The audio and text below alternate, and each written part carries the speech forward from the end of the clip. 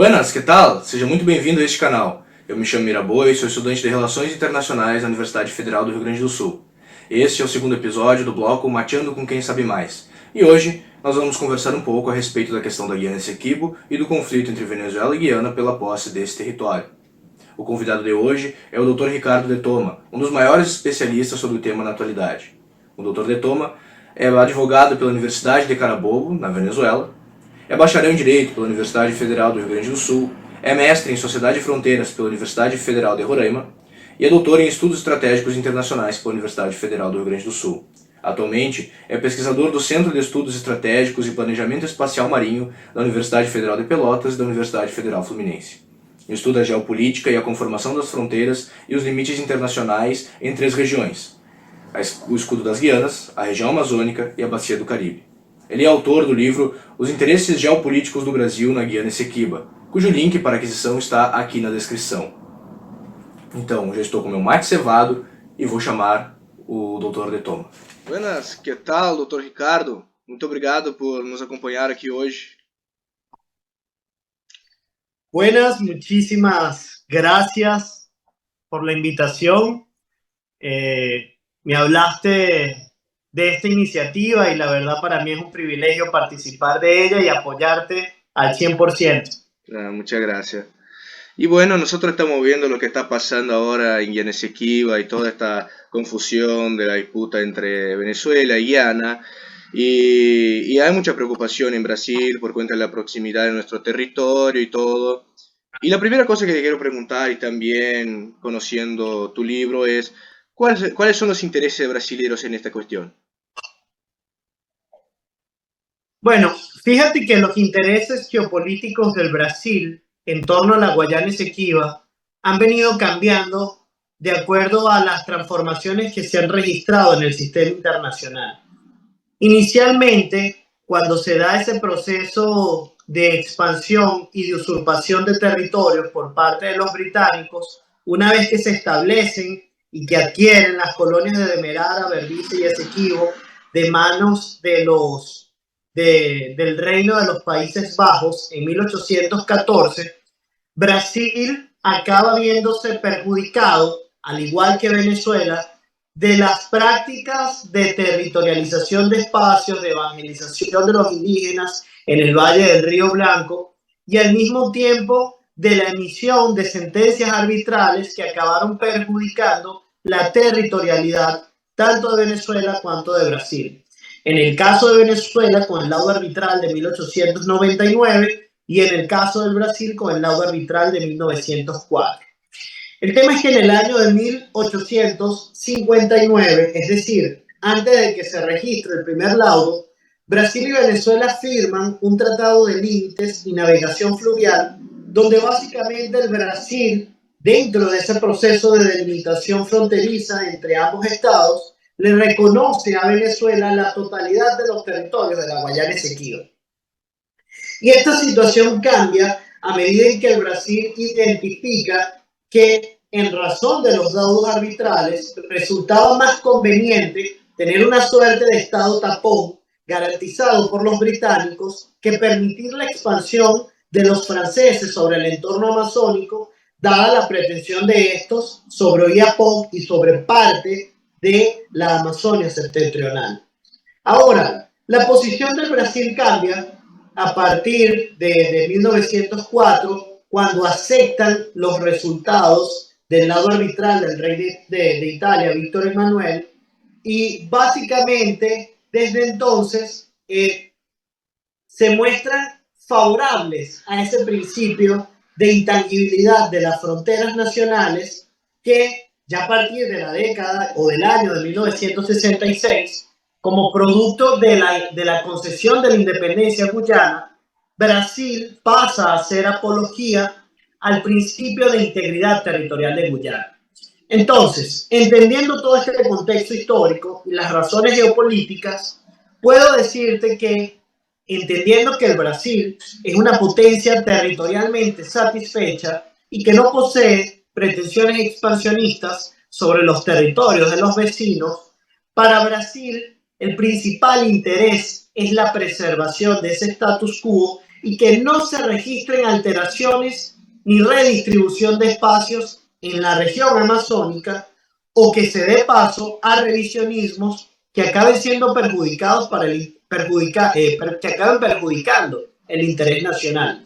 Bueno, y esto a raíz de situaciones como las delimitaciones limítrofes fronterizas de Brasil con Bolivia, la situación con el Paraguay, los efectos de la guerra de la Triple Alianza. Entonces, ciertamente para Brasil es mucho más favorable mantener la actual distribución de espacios en Sudamérica. Muy bien, perfecto. ¿Y cómo es eso de la posibilidad de que Venezuela, para de verdad adquirir este territorio de Guyana, tenga que cruzar por el territorio brasilero? ¿Vos crees que hay la posibilidad de que Brasil tenga que usar la fuerza para mantener las fronteras o no? Bueno, fíjate que esa es una práctica discursiva reiterativa que ha ganado mucha fuerza en los medios de comunicación. Creo que es un lugar común al que llegan muchísimos analistas, quizás para aprovechar las repercusiones políticas de esas tensiones y al mismo tiempo colocar aquel elemento como parte de la agenda política nacional y a partir de ello presionar al gobierno del presidente Lula. Y de cierto modo tratar de presentarles exigencias que lo lleven a forzar una ruptura con el régimen de Caracas y al mismo tiempo aceptar que ese apoyo político que le concedió en el pasado, inclusive haciendo propaganda para su elección presidencial, o que esa recepción que le dieron acá en Brasil permita que el gobierno de Lula acepte un eventual error en ese apoyo concedido al régimen de Caracas. De modo que cuando observamos y comprendemos de manera inteligente la geografía, entendemos que para Venezuela no sería necesario invadir o cruzar el territorio de Roraima caso pretenda ejercer algún tipo de acción bélica destinada a garantizar la restitución de los territorios reclamados. Quizás gran parte de ese mito que se ha venido configurando tenga que ver con un acontecimiento del año de 1969, cuando un grupo de ganaderos de la región del Rupununi, al sur del Esequibo, decidieron declarar la independencia del gobierno de Guayana, regido por Forrest Burhan. Se aproximaron a soldados del ejército de Brasil realizándoles una propuesta de sublevación, recibieron una respuesta negativa por parte de los brasileños y entonces procedieron a contactar a los venezolanos para que los apoyasen en esa revuelta. El gobierno venezolano de la época, de Raúl Leoni, que se encontraba en vísperas de una transición, decidió apoyar a estos ganaderos. Pero el gobierno electo de Rafael Caldera, de otro partido de gobierno, decidió no apoyar la sublevación. En el momento en que se produce ese cambio de postura, los hacenderos que ya habían asumido la revuelta no recibieron la información sobre el cambio de postura por parte de las autoridades de Venezuela, continuaron las operaciones de sublevación y de revuelta y acabaron siendo masacrados por el gobierno de Forrest Burhan. El resultado de esto es que algunos de los oficiales del ejército de Venezuela que apoyó el desarrollo de estas operaciones se vio forzado a intentar evacuarlos de la región del sur del Esequibo. Y esto ocasionó que, por la premura, la avioneta que los trasladaba se estrellase en el estado de Roraima y se desplegasen los armamentos de la Fuerza Armada Nacional de Venezuela sobre territorio brasileño, siendo esa una evidencia de que Venezuela estaba participando directamente en esas operaciones y que para ello utilizó territorio brasileño. Es a partir de esa situación que comienza a crearse la posibilidad de que eso se repita en el futuro. De allí esas narrativas. Muy bien, muy bien. Y nosotros hemos visto también que la Corte Internacional de Justicia, y vos como abogado probablemente comprende muy bien estas cuestiones del derecho internacional involucrado con esto, con esta cuestión, y la Corte Internacional lanzó una nota diciendo que la Venezuela no puede añadir este territorio, la Guiana Esequibo, a su territorio. ¿Hasta qué punto eso es efectivo? ¿Hasta qué punto hay que llevar en consideración lo que dice la Corte Internacional para saber qué va a pasar en este conflicto? Bueno, yo parto de un principio realista y es que el sistema internacional es anárquico. No existe un gran hegemón, un gran gendarme que obliga a determinados estados a asumir determinada decisión. El consentimiento es un elemento indispensable en los temas asociados a jurisdicción y competencia en estos tribunales internacionales. Venezuela, al igual que Argentina, al igual que Guyana, al igual que los Estados Unidos o que Francia, no reconocen esa jurisdicción compulsoria automática de la Corte Internacional de Justicia, más aún cuando se trata de asuntos de soberanía territorial. Y esto es una posición que no se limita a la transitoriedad del régimen de Nicolás Maduro. Es una posición histórica del Estado venezolano y por ende el Estado venezolano no firmó, por ejemplo, el Tratado de Bogotá sobre esta cuestión de la jurisdicción o el Estatuto de la Corte. Entonces, es una posición de Estado y Venezuela ha ratificado su negativa en dar el consentimiento a la Corte. ¿Qué quiere decir esto?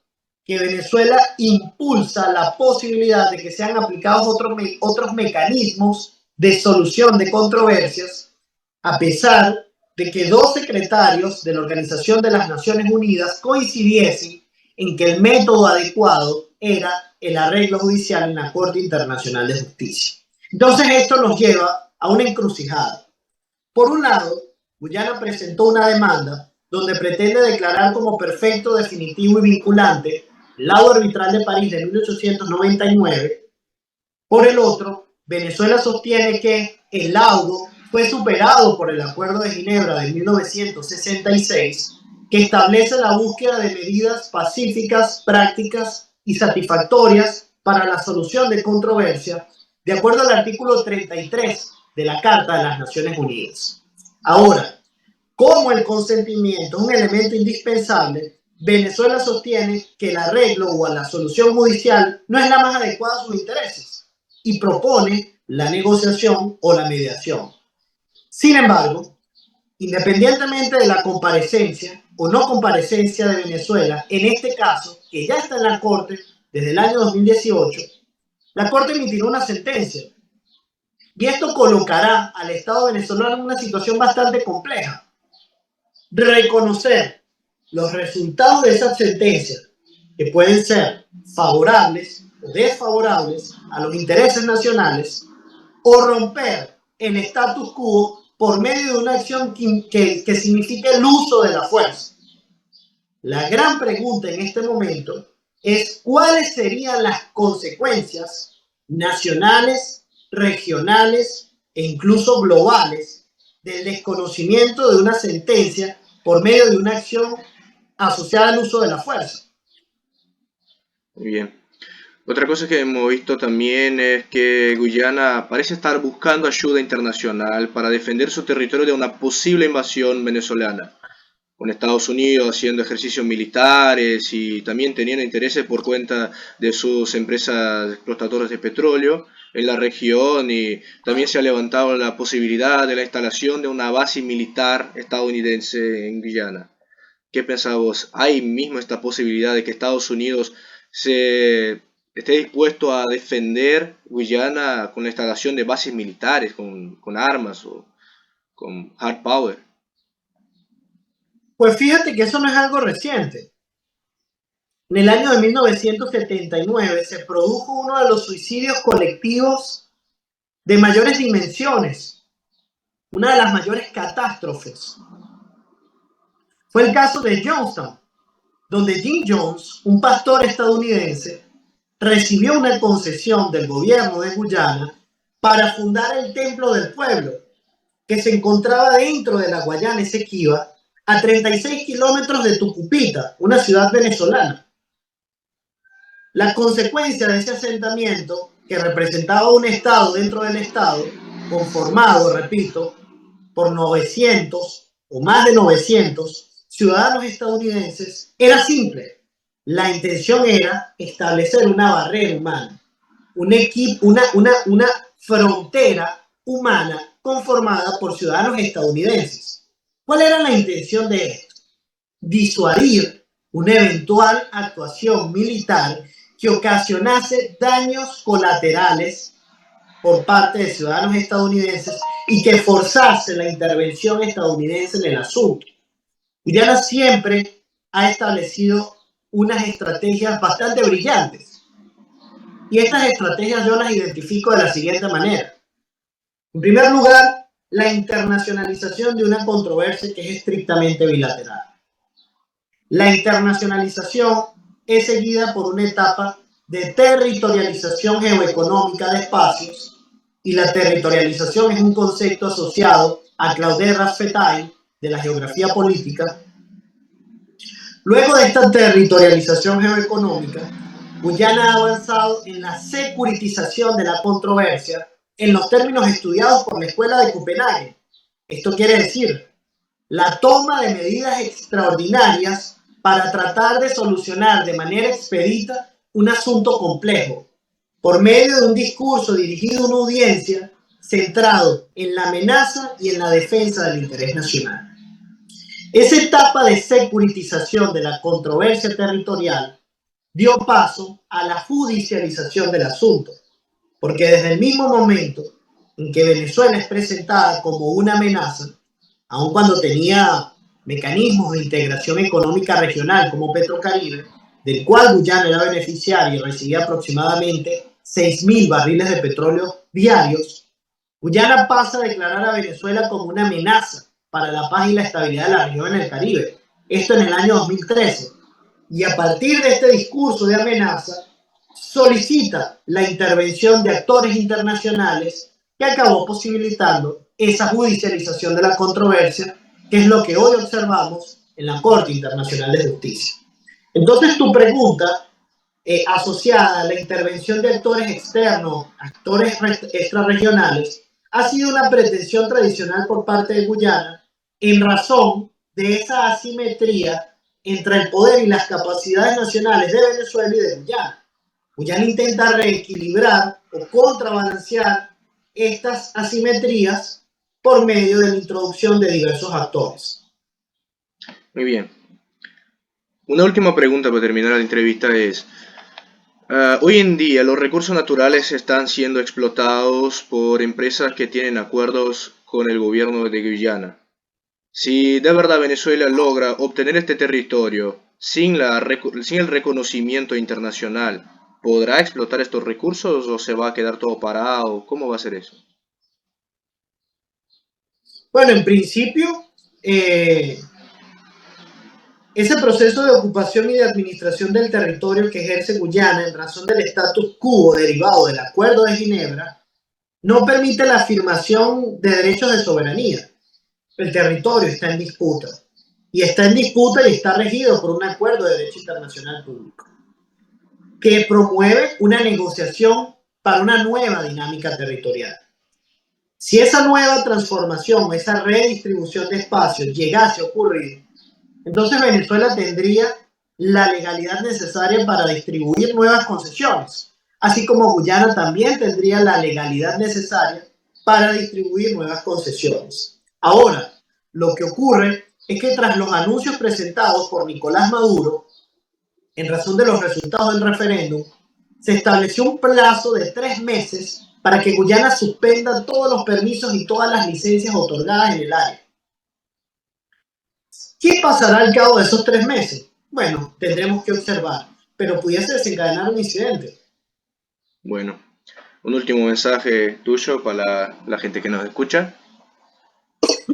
Bueno, es muy importante conocer las razones y los orígenes de la controversia para entender que no se trata de un asunto circunstancial o una mera coyuntura. Es un proceso de vieja data, como indicaba anteriormente, que inicia en 1830 y que va por diversas etapas de transformaciones, que por razones de casualidad o causalidad está actualmente en la Corte Internacional de Justicia y obliga a las autoridades que actualmente rigen a Venezuela a tomar una decisión. De allá que el tema pase a ser tratado abiertamente y mediatizado. Esto no tiene que ver en nada con el hallazgo de petróleo a partir del año 2015 o de la explotación de petróleo iniciada en 2018. Tiene que ver apenas con los plazos fijados por la Corte Internacional de Justicia para marcar posición.